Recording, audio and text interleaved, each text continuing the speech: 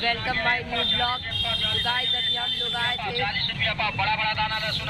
Chowmein लेने। दिखाओ भाई। तो चलिए अभी हम लोग जा रहे हैं।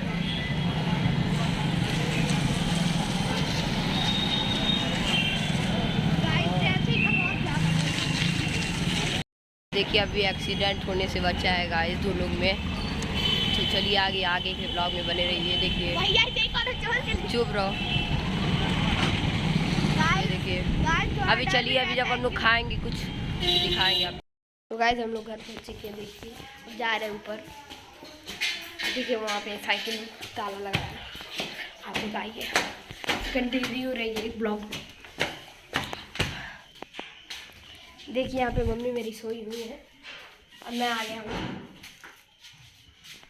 देखिए अभी चाउमीन खाएंगे तो आप लोग को बता। अरे कहना क्या चाहते हो?